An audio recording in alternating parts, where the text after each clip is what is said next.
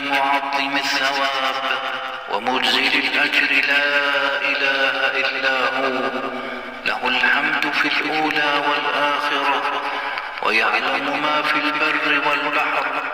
أحمده سبحانه وأشكره، أتم علينا صيامنا وبلغنا عيد الفطر، وأشهد أن لا إله إلا الله وحده لا شريك له، وأشهد أن سيدنا ونبينا محمدا عبد الله ورسوله صلى الله عليه وعلى آله وسلم، أتقى البرية وأزكاها، وعلى آله وأصحابه أفضل الأمة بعد نبيها وأتقاها، والتابعين ومن تبعهم بإحسان إلى يوم الدين.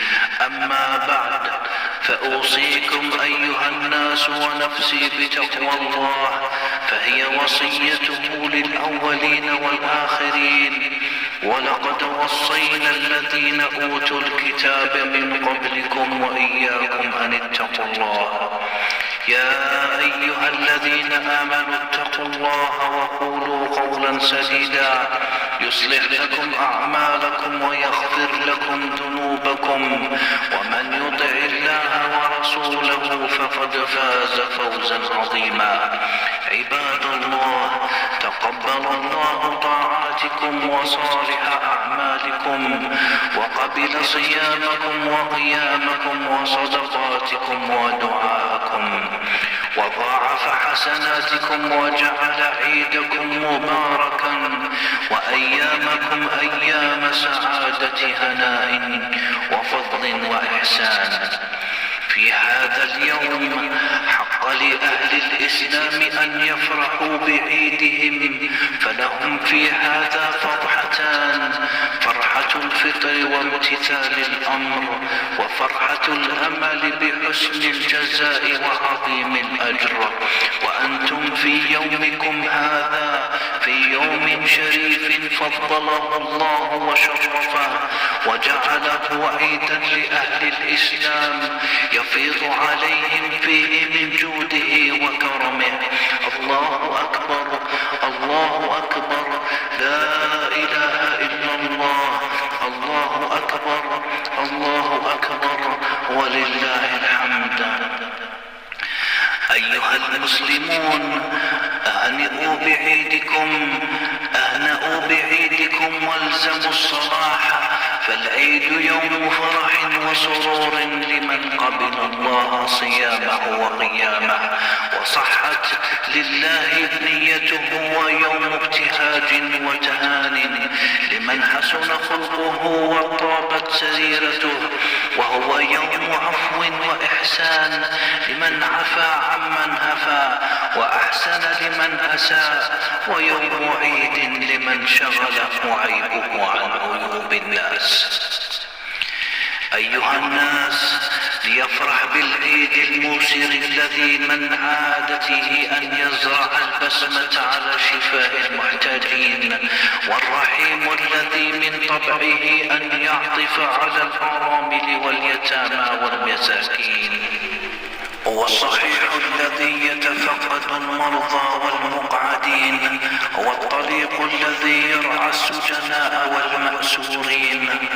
عباد الله، ليس العيد لمن عق والديه فحرم الرضا في هذا اليوم المبارك السعيد، وليس العيد لمن يحسد الناس على ما أتاه الله من فضله، وليس العيد لخائن كذاب يسعى بالأذى والفساد والنميمة بين الأنام. عجبا كيف يسعد بالعيد من تجمل بالجديد وقلبه على أخيه أسود، كيف يفرح بالعيد من أضاع أمواله في أماكن الفسوق والفجور وحضر مواطن الفساد والضلال، كيف يفرح بالعيد من منع حق الفقراء والضعفاء من ماله وزكاتها وهو لا يخشى البعث والنشور. ها هؤلاء في الحقيقة لا يعرفون من العيد إلا المآكل والثوب الجديد، لا يعرفون من العيد إلا المأكل والثوب الجديد، ولا يفقهون من معانيه إلا ما اعتادوا من العادات والتقاليد. ليس لهم من العيد إلا مظاهره، وليس لهم من الحظ إلا عواثره. عباد الله، يا من الله عليكم بإكمال الصيام، افرحوا بعيدكم والزموا حدود ربكم وصوموا عن المحارم كل دهركم، تكن لكم أعياد في الأرض وأعياد في السماء. أعاد الله علي وعليكم وعلى المسلمين من بركات هذا العيد، وجعلنا في القيامة من الآمنين، وحشرنا تحت لواء سيد المرسلين صلى الله عليه وسلم.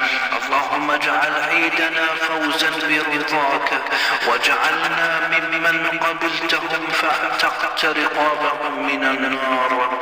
اللهم اجعل رمضان راحلا بذنوبنا، قد غفرت فيه سيئاتنا ورفعت فيه درجاتنا. بارك الله لي ولكم في القرآن العظيم، ونفعني وإياكم بهدي كتابه الكريم وما فيه من الآيات والذكر الحكيم.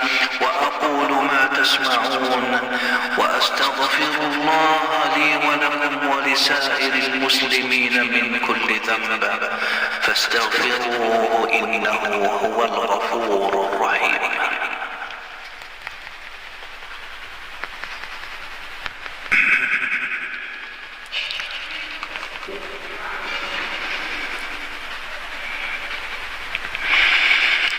الحمد لله الذي بنعمته تتم الصالحات، لا رب غيره ولا معبود بحق سواه، وأشهد أن لا إله إلا الله وحده لا شريك له، وأشهد أن محمدا عبده ورسوله وخليله ومصطفاه، صلى الله عليه وعلى آله وأصحابه وإخوانه ومن سار على نهجه إلى يوم الدين.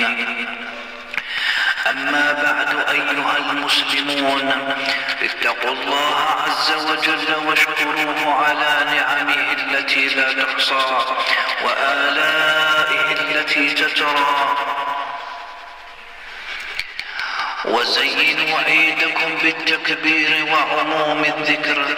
قال صلى الله عليه وسلم: أيام العيد أيام أكل وشرب وذكر لله تعالى، وأدخلوا السرور على أنفسكم وأهليكم، واجعلوا فرحتكم بالعيد مصحوبة بتقوى الله وخشيته، ولا تضيعوا حسناتكم التي كانت في رمضان، وصلوا أرحامكم، وزوروا المرضى في المستشفيات، وذكروهم بفضل الصبر على البلاء، ولا تنسوا الأيتام والأرامل والفقراء، وأحسنوا العمل فيما بقي،